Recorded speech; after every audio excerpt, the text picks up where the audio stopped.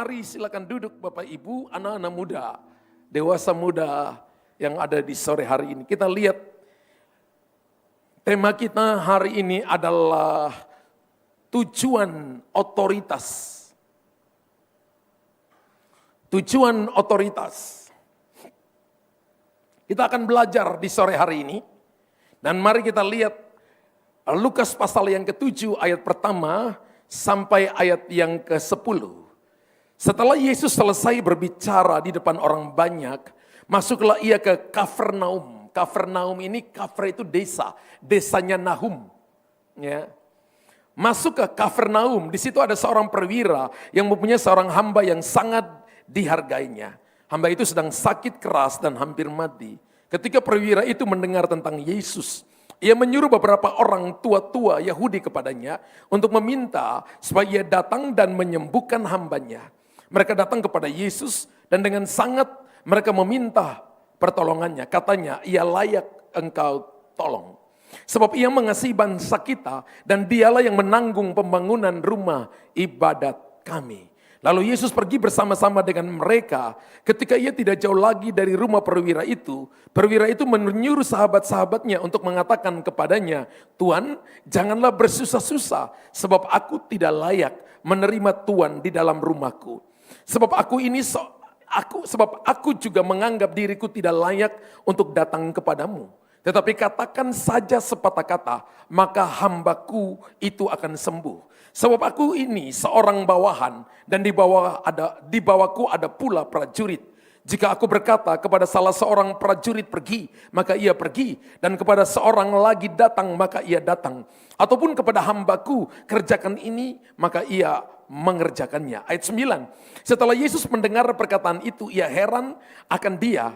Dan sambil berpaling kepada orang banyak yang mengikuti dia, ia berkata, aku berkata kepadamu, iman sebesar ini tidak pernah aku jumpai sekalipun di antara orang Israel. Dikatakan iman sebesar ini tidak pernah aku jumpai sekalipun di antara orang Israel.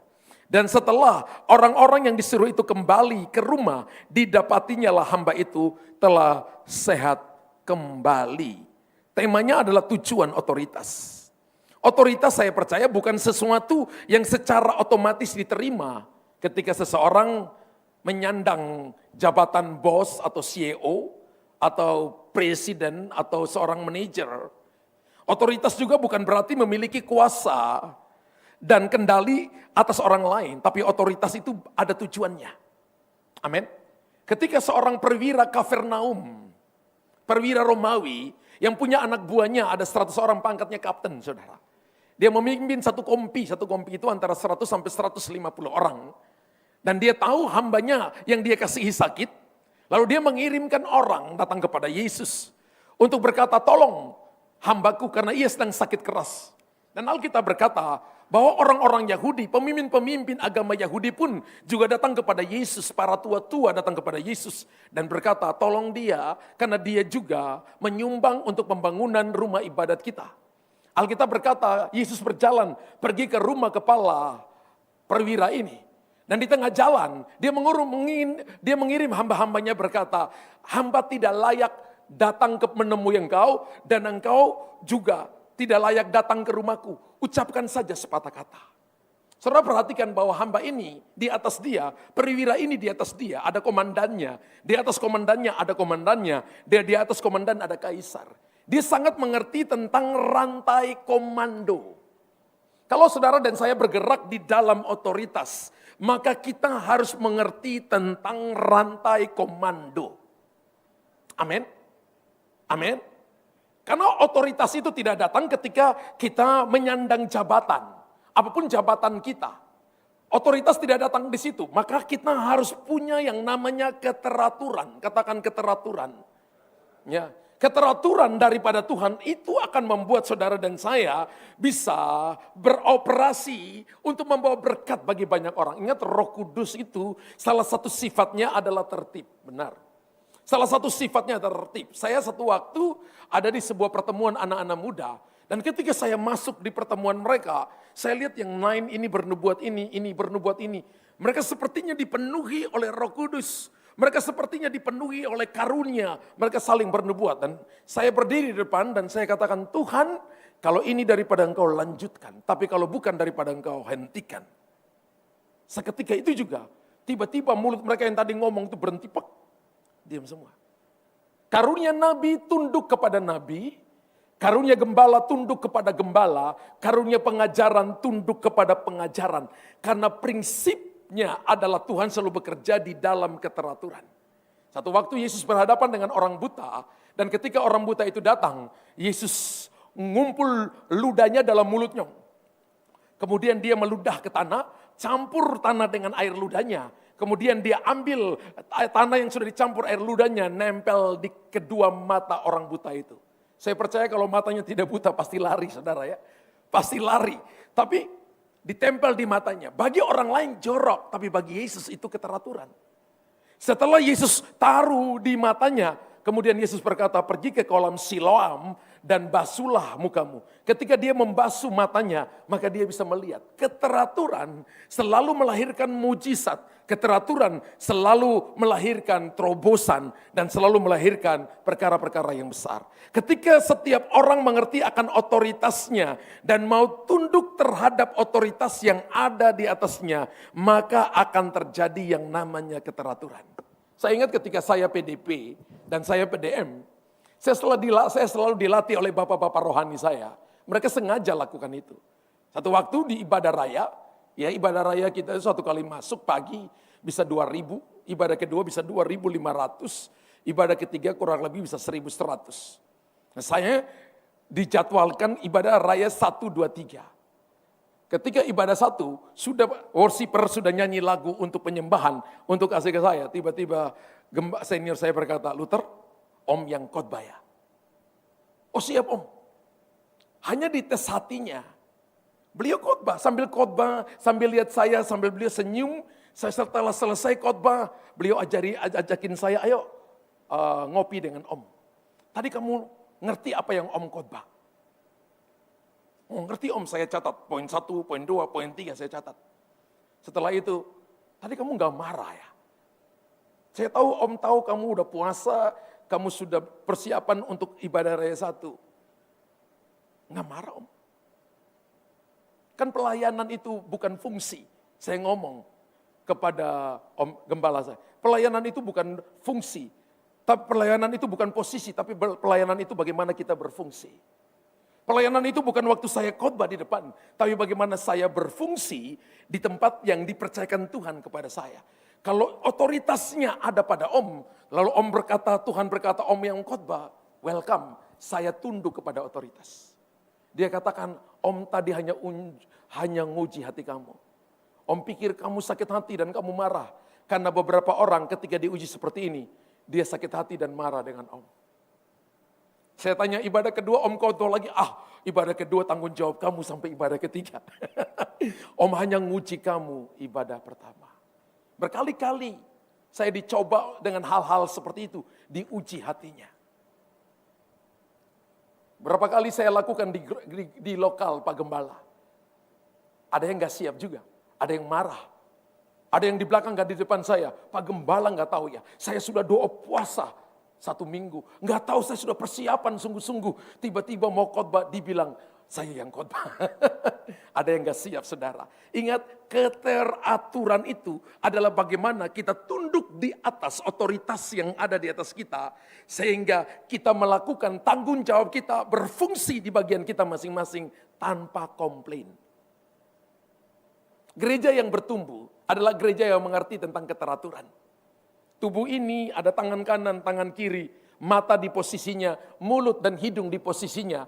Kalau mata pindah ke tangan, tangan pindah ke mata, jadi aneh kita makhluk dari planet lain.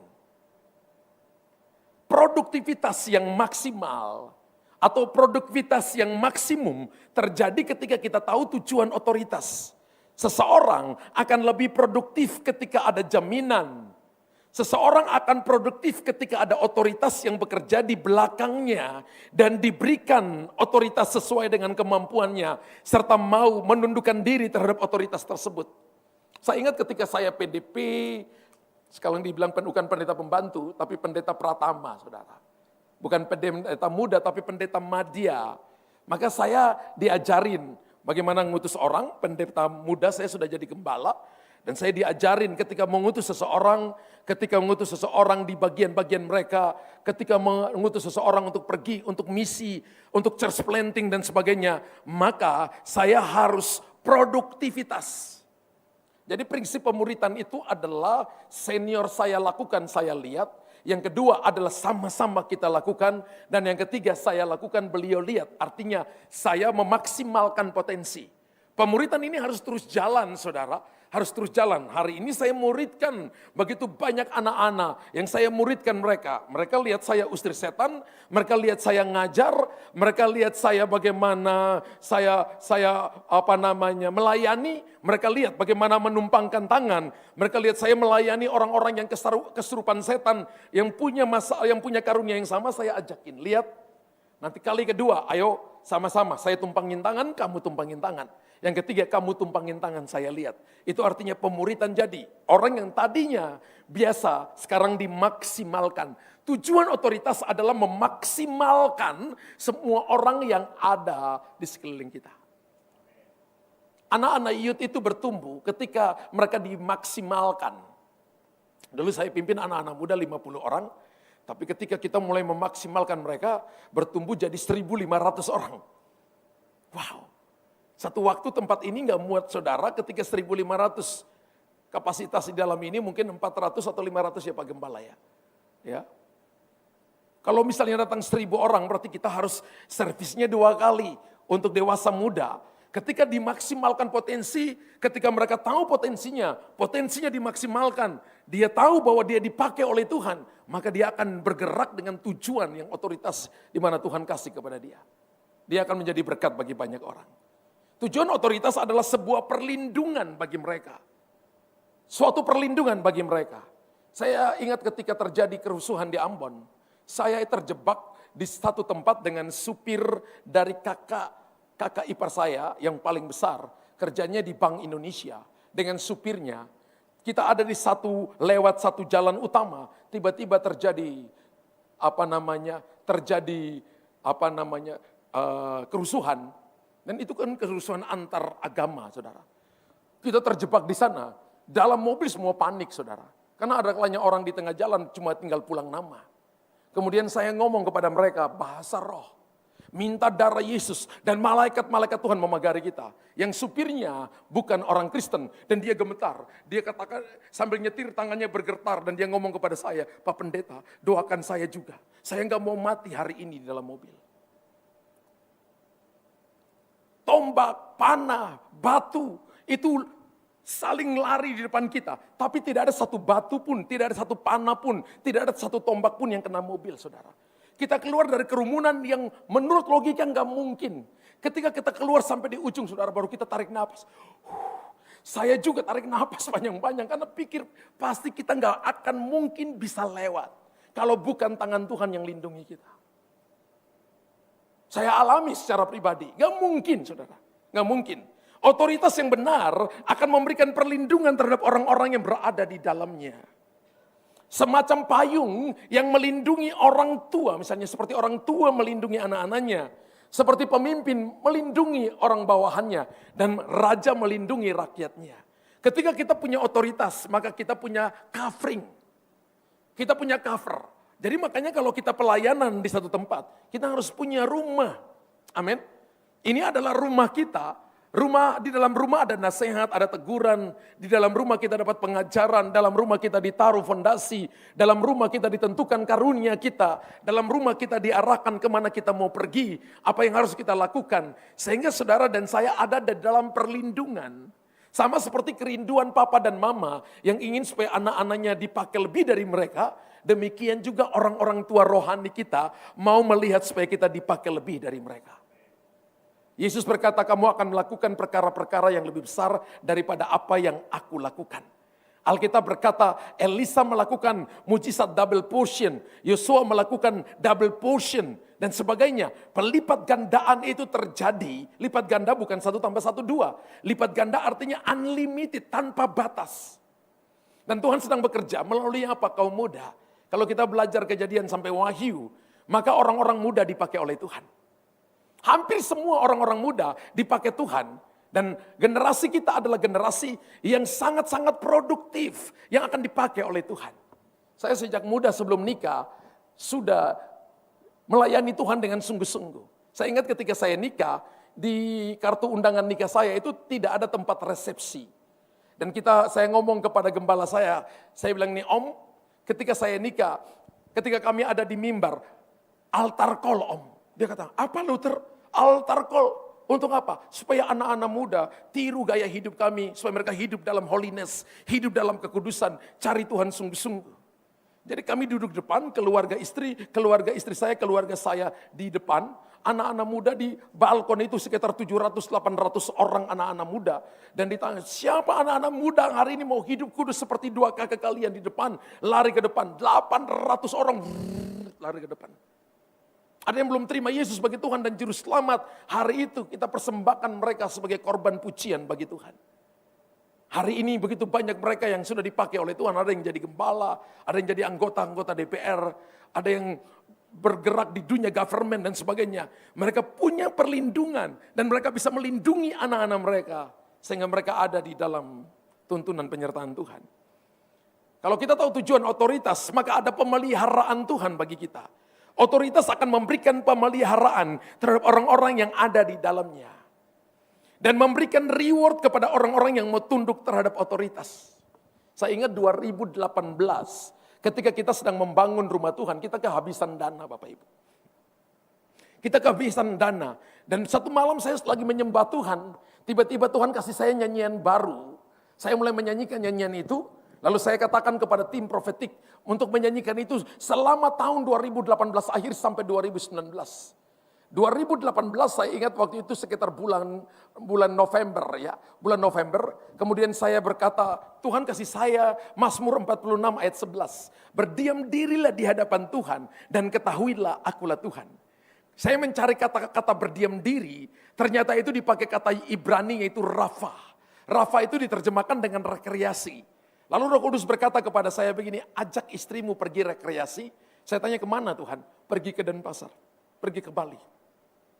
Saya ingat waktu bukan November, saya Oktober waktu itu. Kita persis ulang tahun pernikahan. Saya pelayanan ke Surabaya, saya ajak istri saya. Ya, saya ajak istri saya ulang tahun pernikahan kita tanggal 21 Oktober.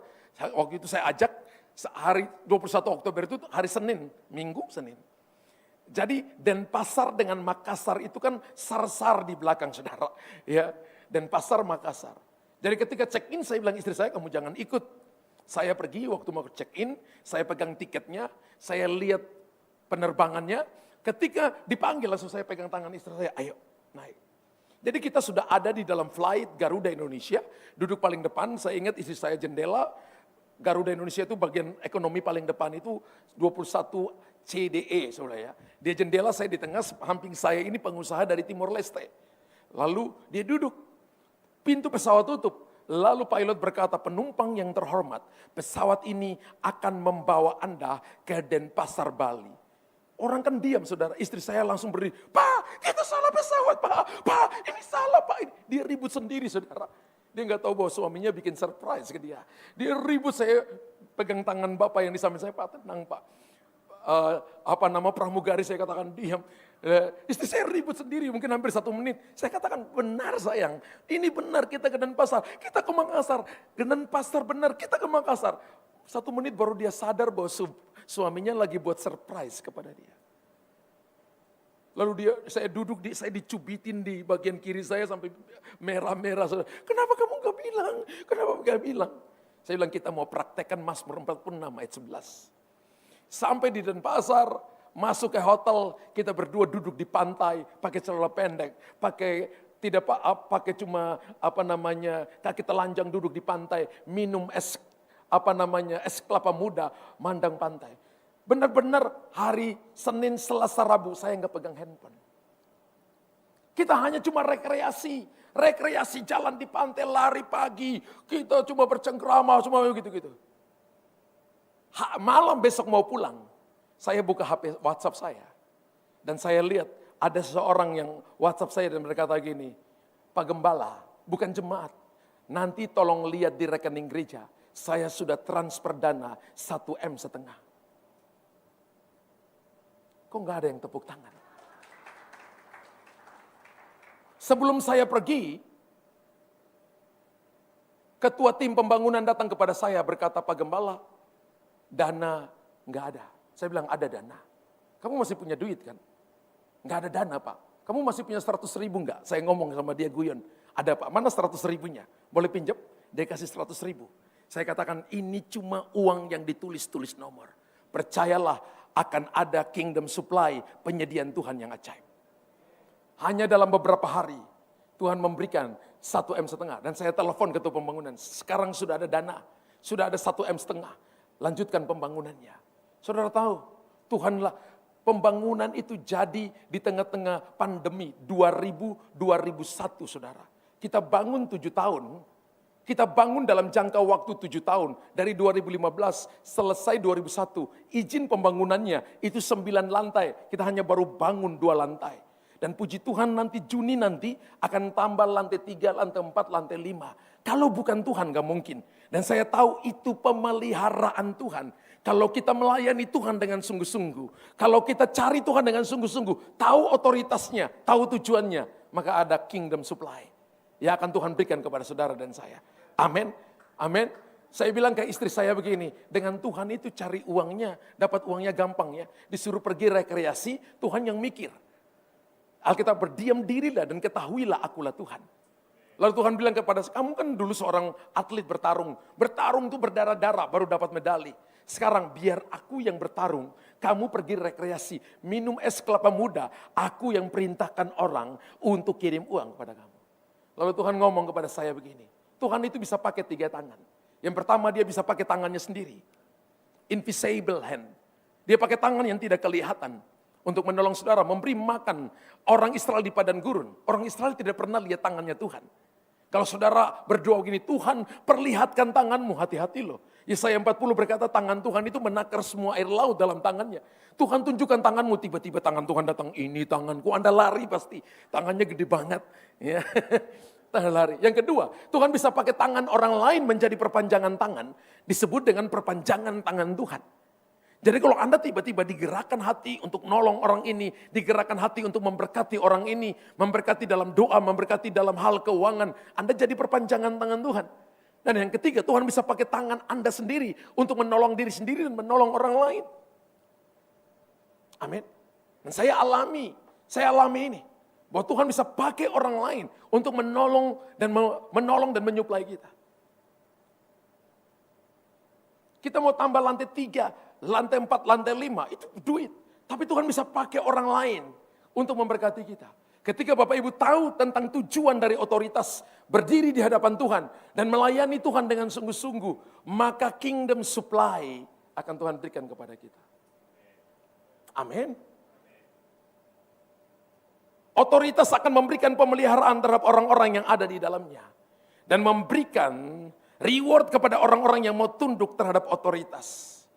Bahkan tujuan otoritas adalah sebuah pengesahan. Pengesahan itu adalah sebuah cap meterai yang Tuhan berikan kepada saudara. Otoritas akan mewakili sebagai pengesahan dari pemilik otoritas tertinggi terhadap seseorang yang diberi otoritas. Saya beberapa kali usir setan, saudara ya. Saya beberapa kali usir setan. Dan waktu itu saya ingat istri saya lagi mengandung anak saya yang pertama. Saya usir setan dari jam 9 malam sampai jam 2 subuh. Dan roh jahat itu ngomong ke saya, kamu sendiri. Lalu istri saya berkata, hei kamu siapa?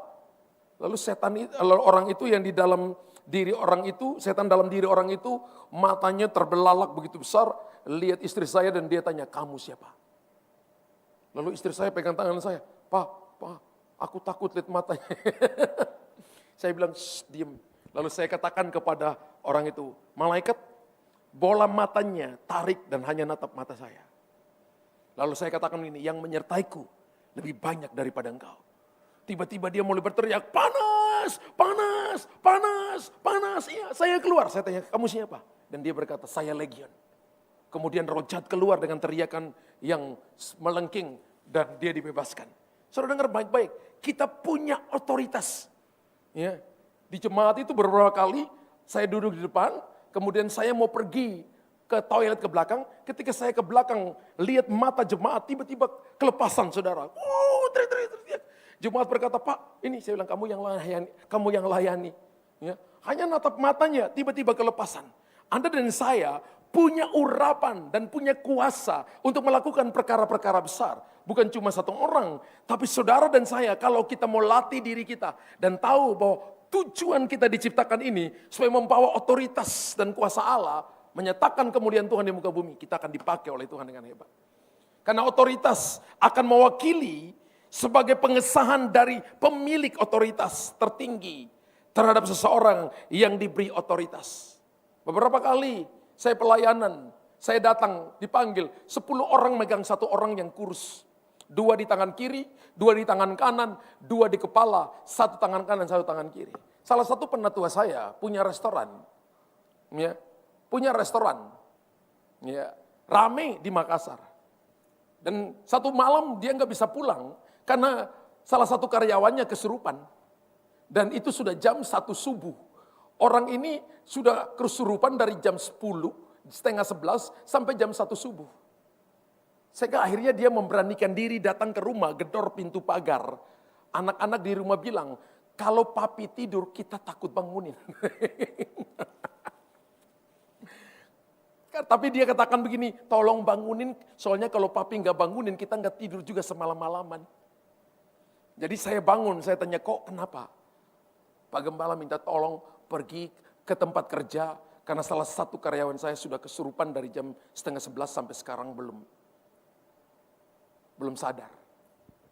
Waktu saya sampai dalam satu ruangan, itu 2 orang pegang kepala, 2 orang tangan kanan, 2 orang tangan kiri, 2 orang kaki kanan, 2 orang kaki kiri. Anak perempuan kurus. Dia berontak dan dia bisa lempar mereka sana sini. Ketika saya masuk, saya katakan semuanya keluar, biarkan saya sendiri. Dan saya katakan, kok ikut saya. Dia katakan, Pak Gembala saya takut. Saya bilang, di belakang saya, lihat supaya belajar. Saya sendiri dengan anak perempuan itu. Saya bilang, malaikat aku minta, pegang tangan kanan, kaki kanan dan tidak bergerak. Dan seperti ada satu kekuatan yang saya nggak lihat. Pegang tangan kiri, pegang kaki kiri, pegang tangan kanan, dia diam. Dan saya katakan mulutnya, bicara macam-macam. Mulutnya tidak bicara, pegang mulutnya, lidahnya. Sampai saya perintahkan dia bicara, baru dia ngomong. Tidak sampai 5 menit, anak perempuan ini, dia dibebaskan dan menerima Yesus sebagai Tuhan dan Juru Selamat. Tepuk tangan bagi Allah kita yang hebat. Saudara dan saya punya kuasa dan punya otoritas untuk diberikan untuk sebuah pengesahan. Amin. Misalnya rumah yang ada banyak setannya, Anda beli karena pasti murah. Saya selalu berkata kepada jemaat, kalau ada tanah yang angker kasih tahu, gereja mau beli pasti murah. Ya, pasti murah. Saya belajar dari senior-senior saya, mereka berkata gini, kalau ada tanah angker kasih tahu, kita akan beli karena tanah itu pasti murah. Tanahnya sudah gede, biasanya dia lihat ada kuntilanak di situ, dia lihat ada setannya di situ, dia pasti ketakutan. Kita datang, kita usir setan, pengesahan urapi tanahnya, kita beli tanahnya, bangun gereja. Enggak ada yang amin. Haleluya. Kalau ada pohon angker, rumah angker, usir setannya. Ya, saya ingat di Denpasar, Lembah Pujian itu satu waktu setiap hari di departemen saya itu selalu terima koran. Jadi headline kota itu kita tahu. Satu waktu saya dilaporkan sama teman-teman, Pak, jarak kita 2 kilo ada dapat namanya Dewa Kuat. Itu dicari oleh petinggi-petinggi. Saya bilang, oke, survei di daerah mana? Dekat, Pak. Mereka bilang ngelapor ke saya, 1 kilo itu kita udah rasa atmosfernya. Oke, balik. Ada berapa pendoa? Dicari ada 6 pendoa, naik mobil L300, kita pergi, kelilingi. Hari kita terima koran itu Dewa Kuat dan diceritakan macam-macam. Hari itu juga kita pergi, kita doa kelilingi 13 kali. Besoknya headline koran tulis begini, Dewa Kuat sudah tak kuat lagi, ditangkap saudara. Ditangkap, kita punya headline koran dan kita clipping koran-korannya. Yang kemarin dibilang dicari oleh banyak pejabat, besoknya langsung ditangkap. Kita punya pengesahan atas otoritas, atas tanah, atas kota, atas bumi ini, atas diri seseorang. Tuhan berikan Roh Kudus kepada kita untuk sebuah pengesahan, untuk cap meterai yang Tuhan berikan kepada kita. Makanya baptiso itu adalah tanda kita mati bersama Kristus, mati untuk segala dosa. Baptiso atau baptism itu adalah tanda pertobatan. Tapi baptiso itu juga adalah tanda pengesahan bahwa kita menjadi milik kepunyaan Tuhan. Tuhan berkata, inilah anakku yang kukasihi, kepadanya lah aku berkenan. Amin.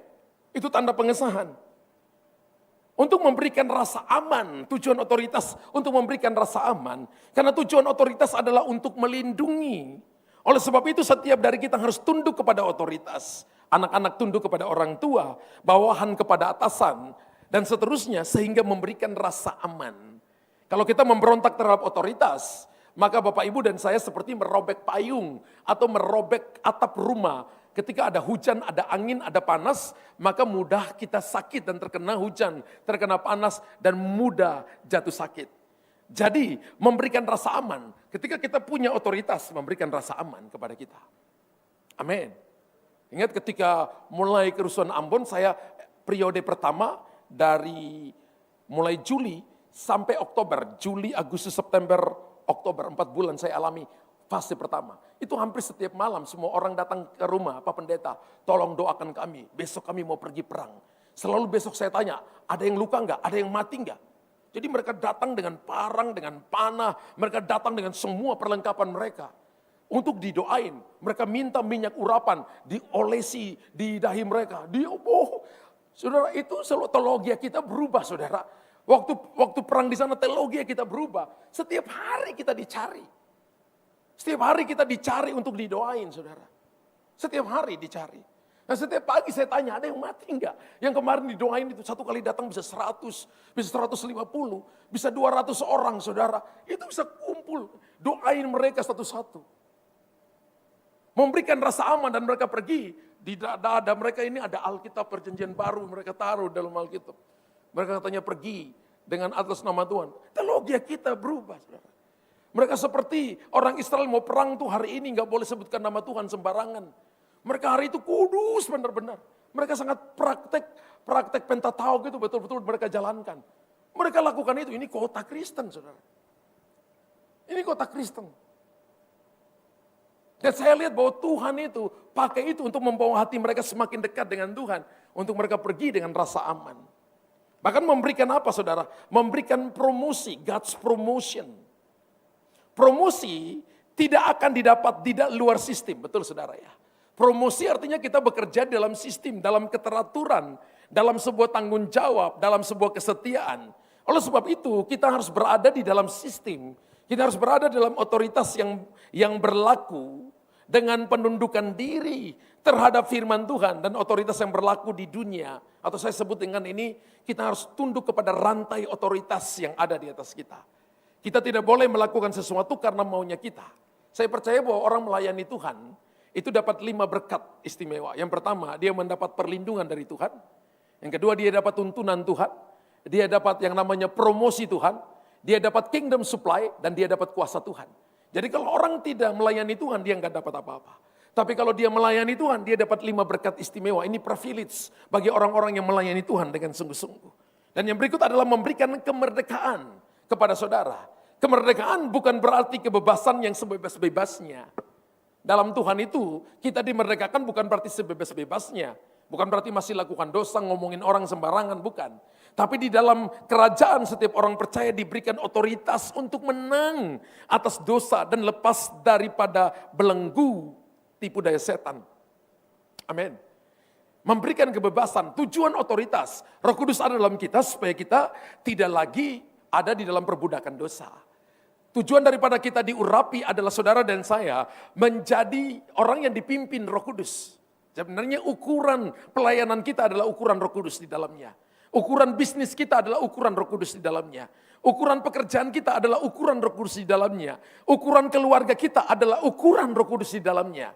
Makanya ketika ukuran kita adalah Roh Kudus di dalamnya, maka itu namanya kita merdeka.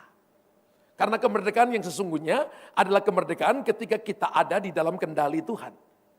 bukan dalam kendali diri kita sendiri atau kendali dunia. Memberikan identitas diri siapa kita. Alkitab katakan tadi, perwira ini sangat tahu diri. Dia katakan, aku gak layak ketemu Tuhan. Cukup sepatah kata saja. Dia tahu siapa dirinya. Dia tahu bahwa Yesus punya otoritas lebih tinggi dari dia.